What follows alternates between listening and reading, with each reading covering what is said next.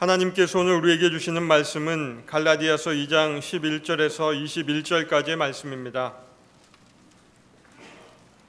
갈라디아서 2장 11절로 21절까지의 말씀을 제가 받들어 읽겠습니다.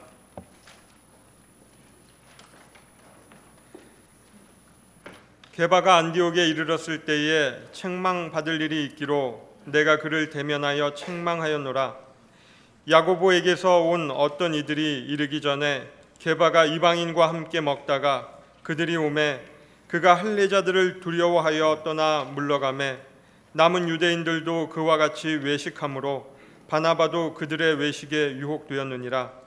그러므로 나는 그들이 복음의 진리를 따라 바르게 행하지 아니함을 보고 모든 자 앞에서 게바에게 이르되 내가 유대인으로서 이방인을 따르고 유대인답게 살지 아니하면서 어찌하여 억지로 이방인을 유대인답게 살게 하려느냐 하였노라.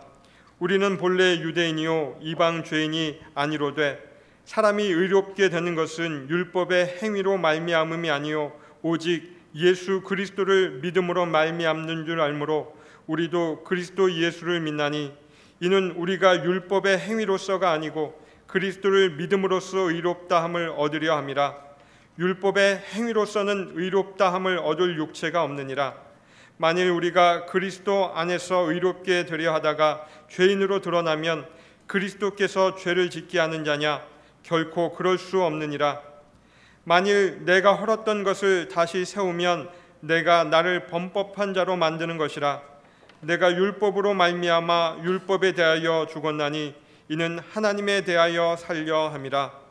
내가 그리스도와 함께 십자가에 못 박혔나니 그런즉 이제는 내가 사는 것이 아니요 오직 내 안에 그리스도께서 사시는 것이라. 이제 내가 육체 가운데 사는 것은 나를 사랑하사 나를 위하여 자기 자신을 버리신 하나님의 아들을 믿는 믿음 안에서 사는 것이라.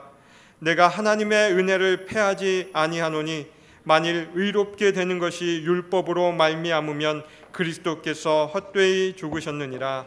아멘. 코칭의 창시자와 대부로 불리는 토마스 레오나드에게 오늘의 글을 읽게 한 인생 질문이 있었습니다. 이대로 산다면 앞으로 5년 뒤의 나의 모습은 어떤 모습이 될까? 후손에게 물려줄 나의 유산은 무엇인가? 그 후손을 위해서 나는 지금 준비하고 있는가? 이것은 그의 인생을 새롭게 살게 한 인생 질문이었습니다.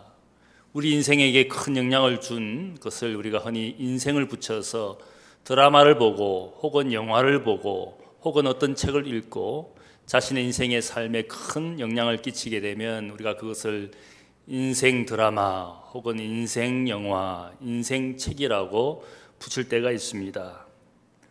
우리의 인생을 새롭게 만드는 인생 질문들, 어쩌면 우리 그리스도인들도 이런 인생의 질문을 하며 살아가야 됩니다. 그리스도인으로서 교회 공동체를 통한 우리의 사명은 무엇인가? 나는 대학교의 공동체를 통해서 무엇을 이루기를 원하는가? 그것을 이루기 위해서 나는 지금 이곳에서 무엇을 하며 신앙생활을 하는가? 이런 질문을 던지면서 신앙생활을 하면 우리 신앙생활에 성장이 있고 성숙이 있는 것이지 않겠습니까? 질문을 하고 질문에 답하고 답한 대로 살면 분명한 인생의 유익이 있는 줄로 믿습니다. 7가지 질문의 힘이라는 책에서 도로시 리즈라는 분은 이런 말을 합니다. 질문을 하면 감정이 통제가 된다. 다른 사람이나 내가 하는 일에 대해서 나는 수많은 감정이 일어나게 되어 있습니다. 어떤 일이나 사람에 대해서 분노할 때가 있습니다. 또한 실망하고 좌절할 때가 있습니다. 혹은 어떤 일들 때문에 너무 기뻐하고 좋아할 때가 있습니다. 그러한 감정이 일어날 때 내가 질문을 해봅니다. 과연 나의 분노는 정당한 것인지, 나의 실망과 좌절에 대해서 내가 또한 질문을 해봅니다. 내가 지금 맛보고 있는 기쁨과 낙에 대해서 질문해봅니다. 그런 질문을 하면 나의 분노는 조절되기도 하고 나의 실망은 질문을 통하여 회복되기도 합니다. 내가 즐기고 있는 이 기쁨도 질문을 통해서 냉정하게 평가해 보게 됩니다. 질문을 하면 나의 감정을 통제할 수가 있습니다. 우리는 어떤 모습으로 인생을 살고 있습니까? 질문하고 생각하고 그리고 나서 행동을 하고 있습니까? 아니면 말하고 나서 행동하고 나서 후회하며 생각하고 있습니까? 대부분의 사람들은 아마 후자일지 모르겠습니다. 먼저 말하고 먼저 행동해서 나중에 뒤돌아보니까 후회하는 일들만 가득하게 됩니다. 한번 생각해 볼 것을, 한번 질문해 보고 말하고 행동할 것을 우리가 그런 생각에 많이 사로잡히지 않습니까? 가치 있고 의미 있는 인생을 살기 위해서는 질문해 보고 생각을 해 보고 거기에 따라 내가 행동해 보면 더 우리의 인생에 성장이 있고 더 의미 있는 인생을 살 수 있는 것이지 않겠습니까? 사도 바울은 다메섹에 있는 기독교인들을 잡아 가두기 위해서 다른 사람들과 함께 그 길을 가다가 하늘로부터 빛을 보게 되었습니다. 빛이 눈부셔서 엎드리지 않을 수가 없었습니다. 그리고 음성이 들렸습니다. 사울아 사울아 너가 어찌하여 나를 핍박하느냐. 이 소리를 들었을 때 사울이라는 청년은 질문했습니다. 주여 누구이십니까? 나는 너가 박해하는 예수니라. 주님이 누구이십니까? 라는 이 질문은 청년 사울의 인생을 바꾸었습니다. 그 이후로 바울은 예수님이 누구이신지를 일평생 스스로에게 물어보면서 사람들에게 예수는 십자가에 못 박히신 그리스도라는 사실들을 증언하고 일평생 주님이 누구이신지를 자랑하는 사람이 되었습니다. 그래서 우리는 바울의 신학을 한마디로 십자가의 신학이다. 그의 신학의 중심은 예수는 그리스도다, 구세주이다. 자신이 하였던 질문에 답하면서 일평생 살았던 바울이었습니다. 부활의 주님을 만났을 때 그가 두 번째 질문을 했습니다. 주님, 내가 무엇을 해야 되는 것입니까? 바울의 이 두 번째 인생 질문에 주님께서 분명히 대답해 주셨습니다.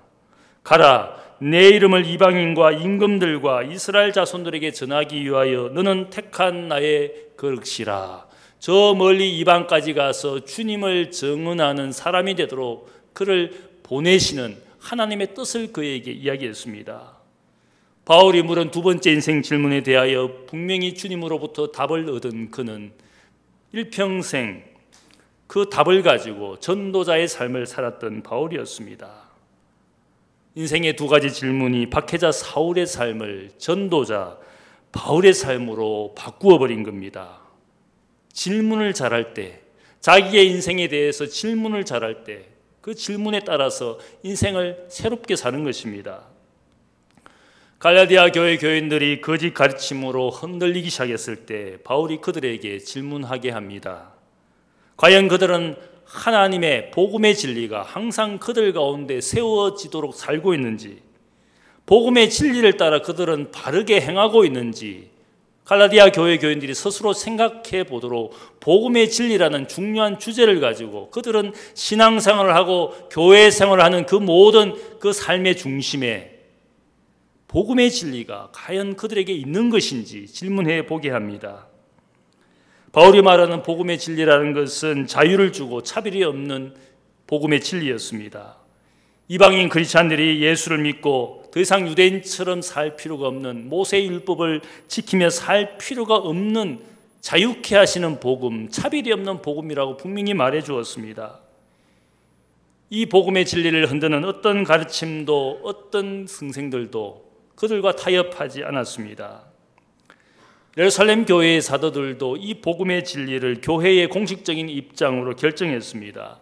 하지만 오늘 말씀을 보면 교회의 기둥으로 여겨진 사도 베드로가 그의 외식적인 행동으로 이 복음의 진리를 흔들었습니다. 그리고 교회의 일치됨을 위기에 빠뜨렸습니다.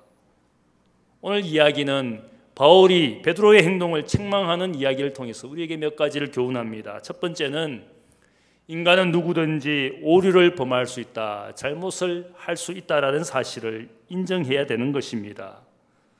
사도행전 15장을 보면 예루살렘 교회가 이방인 크리스찬들과 유대인 크리스찬들 사이에서 율법을 지켜야 되는 것이냐 말아야 되는 것이냐 이 이슈를 가지고 함께 모여서 의논을 했습니다.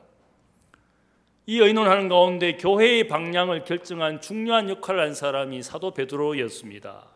베드로는 자신의 인생에 있었던 큰 경험을 이야기합니다. 로마 백부장 고넬료의 가정에 초청을 받아서 복음을 전하였을 때 성령의 역사가 마치 마가의 다락방에 있었던 성령의 역사가 그대로 이방인 고넬료 가정에 그대로 나타나는 것을 보았습니다. 베드로는 그 모습을 보면서 고백합니다. 참으로 하나님은 사람의 외모를 보지 아니하시고 각 나라 중 하나님을 경외하며 의를 행하는 사람은 다 받으시는 줄을 내가 깨달았도다. 이방인들에게 복음으로 말미암는 하나님의 자녀가 되는 역사를 경험하고 성령의 역사를 그가 바라보면서 예루살렘 교인들에게 가서 설득합니다. 이제 이방인 크리스찬들에게 율법을 지키게 할 필요가 없다. 하나님의 성령의 역사가 유대인 제자들에게 임한 것처럼 똑같이 임하는 것을 내가 보았다. 예루살렘에 있는 유대인 크리스찬들을 설득했습니다. 주님의 동생 야고보도 사람들의 의견을 다 들어보고 나서 분명히 말합니다. 더 이상 이방인들에게 유대인처럼 율법의 의무를 지우지 말아야 된다라고 그가 개인적인 의견을 말하고 그것이 교회의 결정이 되겠습니다. 예루살렘 교회의 리더였던 베드로와 야고보는 복음의 진리를 분명히 알고 그 진리를 따라 교회의 방향과 결정을 그 두 사람에 의해서 역할을 해서 방향을 결정했습니다. 그런데 오늘 본문 갈라디아서 2장을 보면 게바 베드로라 불리는 베드로가 안디옥 교회에 왔을 때 바울은 베드로가 한 행동 때문에 사람들이 같이 외식하게 되었다. 게바가 안디옥 교회에서 이방인들과 꺼리낌 없이 식사의 교제를 하던 중에 예루살렘 교회에서 온 유대인 크리스찬들이 온 것을 보고는 갑자기 식탁의 교제를 잘하고 있다가 뒤로 물러나 버렸습니다. 유대인 크리스찬들이 자신이 이방인과 식사의 교제를 한 것을 혹 비방할까 정죄할까 봐 두려워서 이방인과의 식사의 교제에서 물러나 버렸습니다. 그 행동을 보고 바울의 선배 동역자인 바나바도 함께 외식하는 행동에 동참해 버렸습니다. 복음의 진리를 잘 알고 있었고 거기에 따라 교회의 정책을 결정했던 베드로가 안디옥 교회에 와서는 외식적인 행동을 한 것에 대하여 바울이 베드로를 책망하였습니다. 베드로, 게바라는 이름은 예수님께서 어부 시몬에게 주신 특별한 이름이었습니다. 너는 나를 누구라 생각하느냐라고 질문한 주님의 질문에 어부 시몬이 대답합니다. 주는 그리스도시요 살아계신 하나님의 아들입니다. 주님에 대한 진리를 고백했습니다.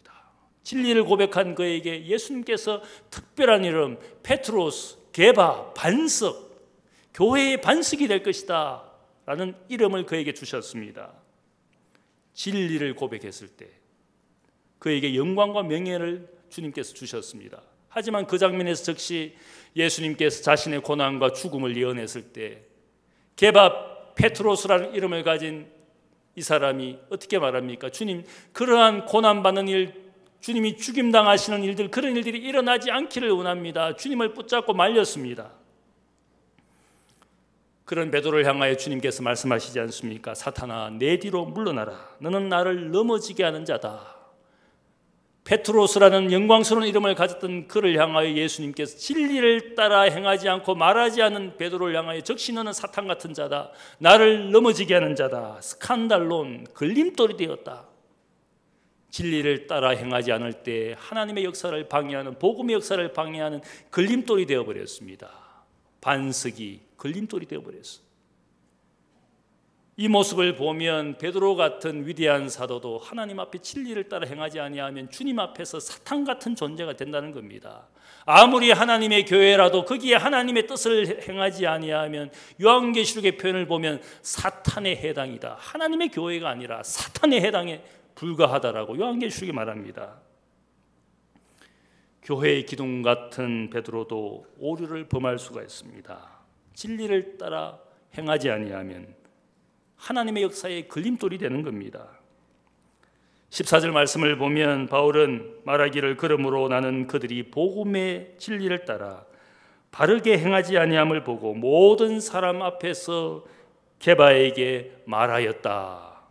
게바를 책망한 이유는 그가 복음의 진리를 따라 바르게 행하지 아니하였다 이렇게 말합니다. 바르게 행하지 아니하였다, 그 헬라어 표현은 바르게 걷지 아니하였다, 올소 페도라는 말을 씁니다. 바르게 하나님이 정해 주신 진리의 길을 따라 바르게 걷지 않는 바울의 모습, 베드로의 모습을 보고 바울이 책망한 겁니다. 우리가 가끔씩 정신이 온전한 사람인지 술을 마시고 운전을 하고 있는 사람인지 경찰이 붙잡고는 선을 끊고는 한번 걸어가 보라 그럽니다. 음주운전을 한 사람을 보면 그 간단한 평상시에는 그 별것 아닌 그 선을 따라서 얼마든지 바르게 걸어갈 수 있지만 술을 먹고 나니까 자신은 바르게 걸어간다고 생각하지만 비틀비틀거립니다. 그 선을 따라 걷지 못합니다. 진리를 따라 살지 아니하면 하나님이 정하신 길을 가지 못합니다. 베드로가 한때는 진리를 따라 교회의 모든 방향을 결정하는 데 큰 공헌을 하였지만 이 순간만큼은 진리를 따라 바르게 걷지 아니하였다고 바울이 베드로를 책망하고 있습니다. 목사라고 해서 늘 완벽한 사람이 아닙니다. 교회 지도자라고 해서 혹은 신앙생활을 오래 했다고 해서 교회가 역사가 깊다고 해서 그 사람과 그 교회가 늘 온전하지는 못합니다. 언제든지 우리는 한순간 하나님의 역사를 방해하는 걸림돌이 될 수 있습니다. 수많은 목회자들이 그런 오류를, 영적 오류를 범하고 있습니다. 완벽한 사람인 줄 알았는데 그 목사의 삶이나 윤리나 혹은 행동이 사람들에게 상처를 주지 않습니까? 진리를 따라, 언제나 진리를 따라 우리가 바르게 살기를 원하지만 순간순간 세상의 일들에 우리가 유혹당해서 진리를 따라 행하지 못하는 것이, 그것이 인간의 모습입니다.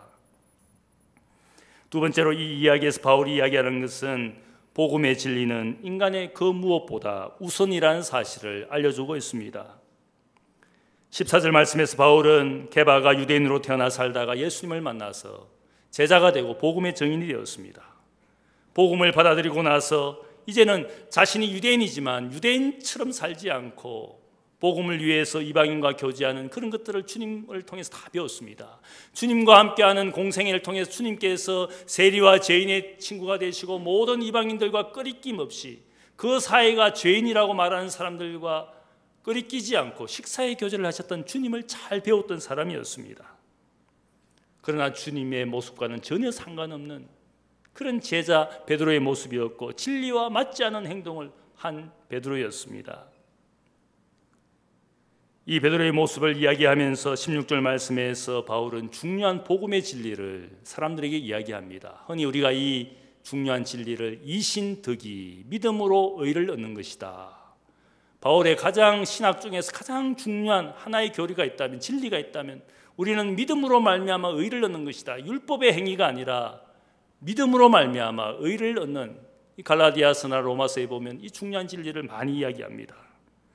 사람이 의롭게 되는 것은 율법의 행위가 아니요 오직 예수를 믿음으로 얻는 것이다. 이 의를 이야기하는데 율법의 의가 아니라 믿음의 의를 이야기합니다. 바울이 베드로를 책망하는 것은 어쩌면 사람들이 큰 오해와 반향을 불러일으킬 문제입니다. 예수님의 수제자이고 예루살렘 교회의 수장인 베드로를 그보다 더 연소하고 박해자였고 늦게 예수를 믿은 이 바울이 그를 책망하고 비난하는 것이 얼마나 무모한 일이고 무례한 일이겠습니까? 오히려 바울의 인격을 사람들이 의심하게 될 겁니다. 자기보다 높은 사람을 깎아내리기 위해서 이렇게 사람들 앞에서 면막을 주는구나. 오해를 살 만한, 어쩌면 오히려 바울이 이 일을 행함으로써 자신의 사역에 문제가 일어날 수도 있는 것이었습니다. 그럼에도 불구하고 바울이 베드로를 책망한 중요한 이유가 있습니다. 바울은 하나님의 진리, 복음의 진리, 이것은 인간의 어떤 지위와 명예보다 우선해야 되는 것이기 때문에 베드로를 책망하였습니다. 율법의 의를 강조하는 유대교의 주장은 외모와 혈통을 따지는 미숙한 진리입니다. 이 율법의 의를 강조할수록 유대인들은 이방인보다 자신들은 더 나은 인간이라고 생각하는 그런 미숙한 진리를 사람들에게 보여주고 있습니다. 하지만 예수의 복음은 어떤 겁니까? 이방인과 유대인들이 차별이 없고 복음으로 말미암아 모든 사람들이 예수를 믿으면 하나님의 자녀가 되는 자유케 하시는 차별이 없는 복음이었습니다. 로마서의 사도 바울은 말하기를 복음은 하나님의 의가 나타나는 것이고 차별이 없는 하나님의 의라고 이야기했습니다. 이 복음의 진리가 뒷전이 되고 사람이 앞서가고 사람의 명예와 명성이 중요하게 여겨지는 그 모든 일들을 사도 바울이 거부하고 있습니다. 복음의 진리, 우리 교회와 우리의 신앙생활에 이 복음의 진리가 중요하지만 우리가 신앙생활을 하다 보면 때로는 이 진리는 뒷전입니다. 사람들이 교단과 교파를 따집니다. 어떤 사람의 체면과 지위와 명예와 동창이 누구인지를 따집니다. 자, 가만히 보면 이 찬송가에도 찬송가를 새로 편집할 때 보니까 수많은 사람들이 작곡하고 작사한 것들을 넣어주었는데 보니까 거기에 조용기 목사님도 있고 교단마다 대표적인 목사님이 작사한 것, 작곡한 것을 꼭 하나씩 넣어놨더라고요. 왜 그렇게 하겠습니까? 서로 교단 안배하느라고. 제가 보니까 진짜 찬송가로 들어와야 될 좋은 찬송가가 너무 많음에도 불구하고 그 모든 것들이 제외되고는 누군가의 명성과 누군가의 지위를 서로 배려해서 하나씩 넣어주면서, 그래서 저는 이 찬송가 별로 좋아하지 않습니다. 인간의 모습이 여기 다 보입니다. 교단과 교파를 배려하고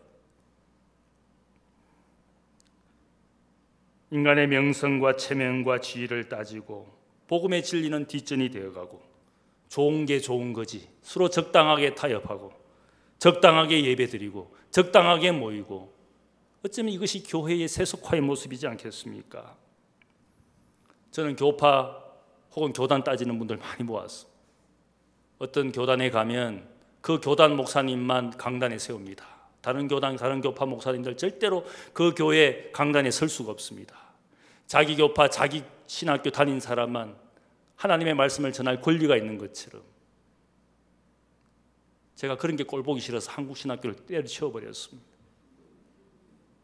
동창 따지고 교파 따지고 신학 경영 따지고 복음의 진리로 모든 사람들이 자유하게 되고 하나님의 자녀로서 여기에 순복음교회 목사가 설 수도 있는 것이고 감리교 목사도 여기서 하나님의 말씀을 전할 수 있는 것이고 우리 모두가 주님 안에서 한 형제라는 이 복음의 진리가 교파주의, 교단주의, 신학적인 성향, 신학교와 동창을 따져서 사람을 세워간다면 그 교회 과연 복음의 진리를 따라 행하는 것인지,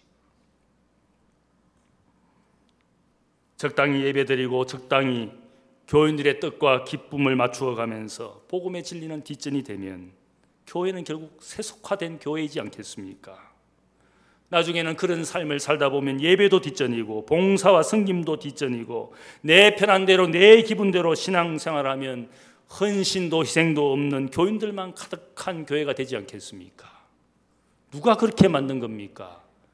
복음의 진리가 뒷전으로 사람의 기분과 뜻을 존중하게 되었을 때 교회는 그런 모습으로 만들어져 가는 겁니다. 좋은 게 좋은 것이 결코 아닙니다. 진리는 무시되고 개발하는 사람의 체면과 지위만 존중되고 인정되었을 때 교회는 복음의 진리를 따라서 바르게 걷지 않는 교회의 모습이 되는 겁니다. 바울이 생각할 때 한 사람 베드로의 명성과 혹은 체면이 구겨지는 것이 문제가 아니라 바울이 생각할 때는 예수의 삶이 부정되는 것이 더 문제라고 생각했습니다. 그가 한 행동을 통하여 보여준 것이 결국 무엇이냐? 예수의 삶도 예수의 은혜도 예수의 죽음도 결국은 헛되게 된 것이지 않느냐? 그것이 더 중요한 문제였어. 한 사람 체면, 한 사람 명예가 중요한 것이 아니라 예수님의 삶과 죽음이 부정되고 예수의 은혜가 부정된 것이다. 사람이 의롭게 되는 것은 율법의 행위가 아니요 오직 예수 그리스도를 믿음으로 말미암았다. 이 16절 말씀에서 한 가지 문제가 되는 구절이 있습니다. 성경학자들 사이에서 이 구절을 가지고 많은 논란이 있습니다. 오직 예수 그리스도를 믿음으로, 이 헬라어 표현은 피스티스투 이수 크리스ቱ, 이게 소유격으로 되어 있습니다. 예수 그리스도의 믿음, 이것을 어떻게 해석해야 되느냐? 이 소유격 표현을 어떻게 해석해야 되느냐? 첫 번째 해석의 가능성은 예수 그리스도를 믿음으로, 목적어적으로 이 믿음을 해석합니다. 예수를 믿음으로 그렇게 해석할 수도 있고, 두 번째 해석은 예수 그리스도가 가진 믿음, 주어적인 소유격으로 해석할 수가 있습니다. 그 다음 구절에 보면 우리가 예수를 믿는다, 그런 표현들이 계속 나옵니다. 첫 번째 해석을 따라서 해석할 것이냐, 두 번째 해석을 따라서 해석할 것이냐 논란이 있습니다. 저는 첫 번째 해석을 좋아합니다. 예수가 가진 믿음이란 이 표현을 다르게 번역할 수가 있습니다. 예수님이 가지신 신실함.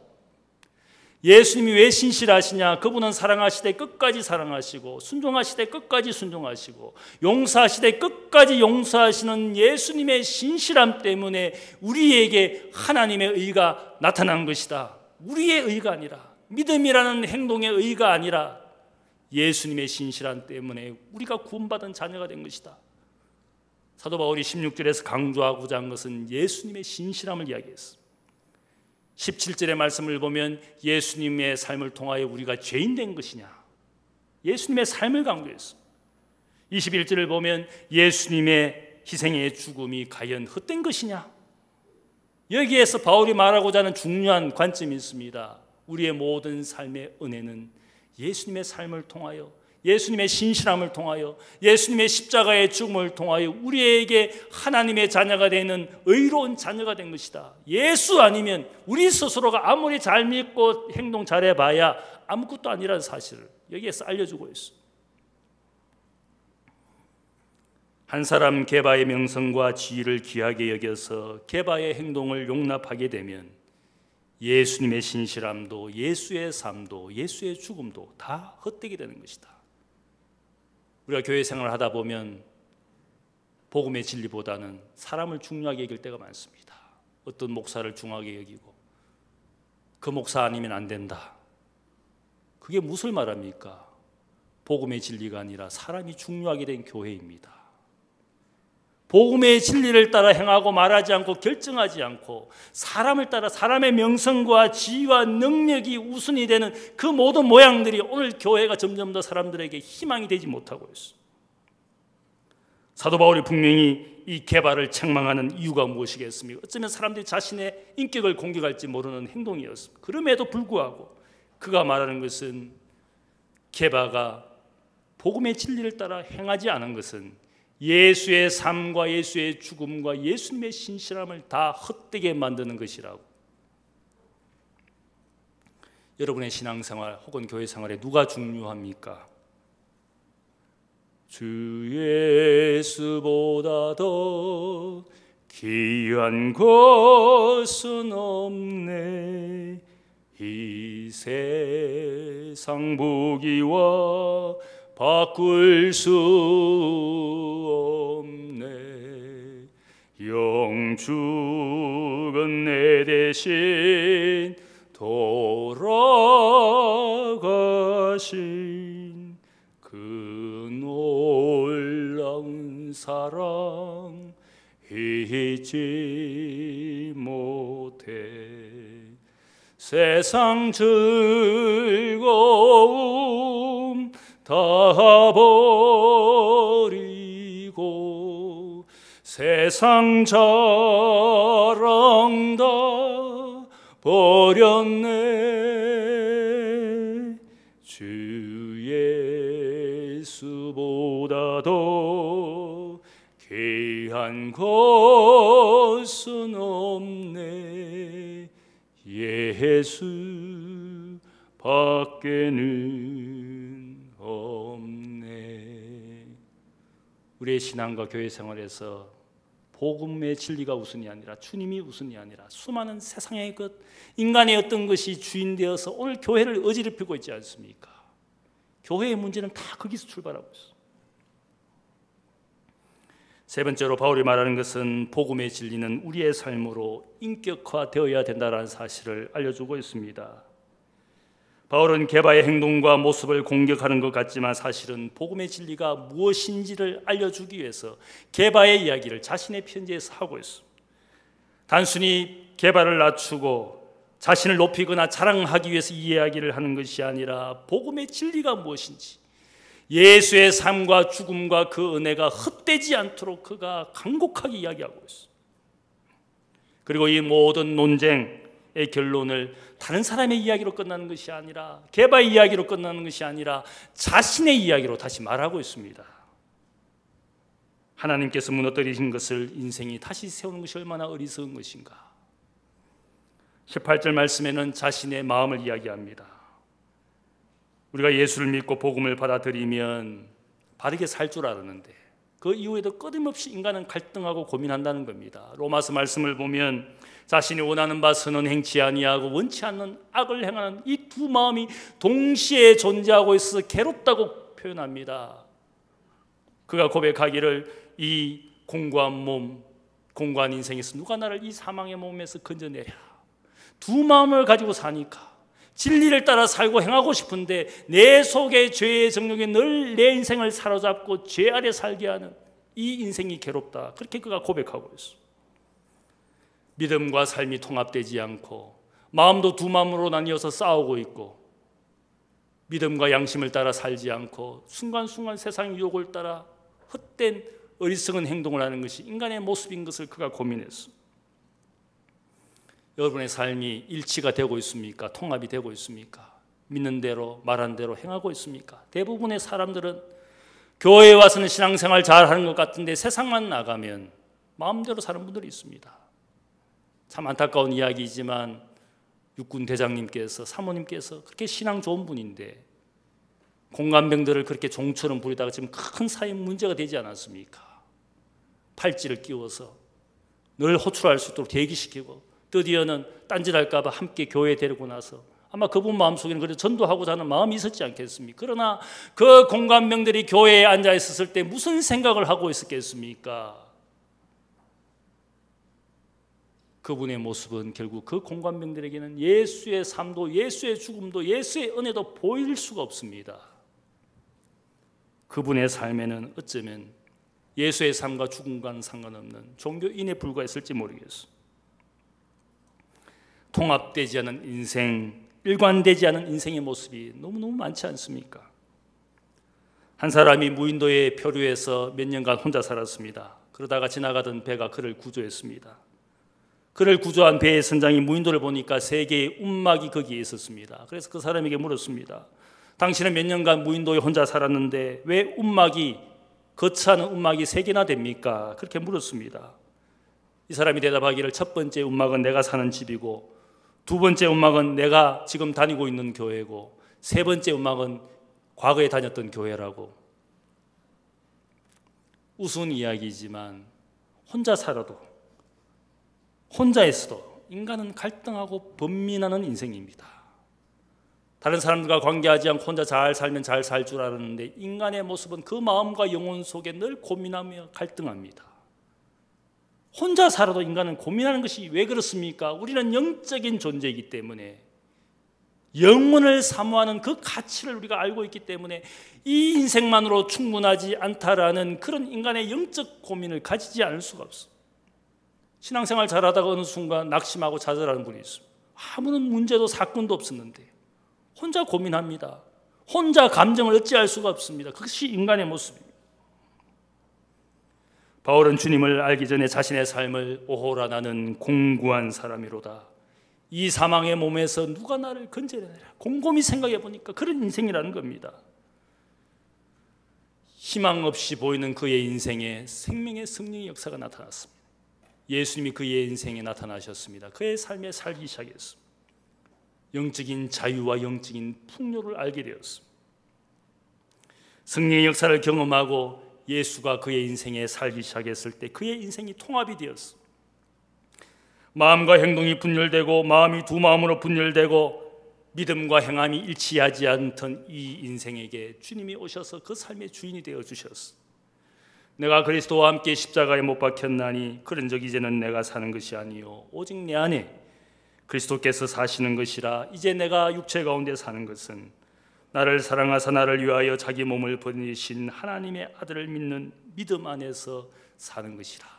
두 마음으로 분열되는데 그 옛 욕심을 십자가에 못 박아버렸다는 겁니다. 주님께서 내 삶의 인생의 주인 되시니까 분열되었던 인생이 하나가 되고 주님이 내 인생을 살아주시는 겁니다. 그것이 은혜의 인생입니다. 은혜 없이 살면 인생은 다 각기 제 길로 가고 두 마음을 품고 끝없는 고민과 갈등 가운데 사는 인생이지만 내 인생의 삶의 중심에 주님이 오시니까 그분이 주인이 되니까 주님을 위하여 온전히 살 수가 있는 겁니다. 하나님의 은혜가 헛되지 않도록, 주님의 삶과 죽음이 헛되지 않도록 온전하게 살아갈 수 있는 영적 자유와 기쁨이 바울의 인생의 시작이 되었습니다. 남의 이야기로 끝나지 않고 자신의 이야기로 합니다. 진리를 선포하는 것으로 끝나지 않고 그 진리가 자신의 삶에 예수 그리스도가 인생의 주인 되는 삶을 고백하고 있습니다. 우리가 어떻게 복음의 진리를 따라 행할 수가 있습니까? 내 힘과 능력으로 되지 않습니다. 주님이 내 삶에 살아 계실 때부터 그 일이 가능한 겁니다. 인생은 질문하며 살아야 됩니다. 내 인생의 의미와 가치, 내 신앙과 교회 공동체의 가치와 목적이 무엇인지 질문하면 답을 얻게 되어 있습니다. 왜 질문합니까? 답을 구하기 때문에 질문하는 것이지 않겠습니까? 답을 구하면 답을 구한 대로 살게 되어 있습니다. 질문하지 않고 살고 있으니까 닥치는 대로 삽니다. 닥치는 대로 살다가 나중에 생각을 하고 질문합니다. 그것은 후회하는 생각입니다. 인생을 다 보내고 나서 그때 질문해봐야 인생의 세월이 너무 많이 가버린 겁니다. 예수님이 내 인생의 주인이 되실 때 인생과 믿음의 완성이 있는 줄로 믿습니다. 예수님의 신실함, 예수님의 삶과 죽음이 헛되지 않도록 하나님의 은혜가 은혜되도록 살아가시는 여러분들 되시기를 주님의 이름으로 축복합니다. 기도하겠습니다. 사랑의 아버지 하나님 감사합니다. 하나님 아버지, 우리는 홀로 살아도 아버지 하나님 내 속에 있는 수많은 질문과 의문과 고민이 있습니다. 인생에게 영혼을 사모하는 마음을 주셔서 그 영혼을 사모하는 마음 때문에 우리는 이 땅에서 고민하고 고뇌합니다. 지금의 내가 살아가는 이 삶이 다가 아니기 때문에 더 온전한 것, 더 행복한 것을 구하기 때문에 우리는 오늘도 이 땅에서 고뇌하며 살아갑니다. 그러나 내 힘과 내 지혜로 아무것도 할 수 없음을 고백합니다. 주님, 우리의 인생의 주인 되셔서 내 삶 속에 살아계시길 원합니다. 복음의 진리대로 행할 수 있도록 내 삶의 능력이 되시고 중심이 되시고 주인이 되어 주옵소서. 인생에게 질문하며 질문한 대로 답을 얻고 더 답을 구한 대로 살아가는 저들의 인생에 승정이 있고 완성이 있는 줄로 믿습니다. 내 삶에, 내 가정에, 내 일터에 하나님 역사하여 주옵소서. 감사하며 예수님의 이름으로 기도하옵나이다. 아멘.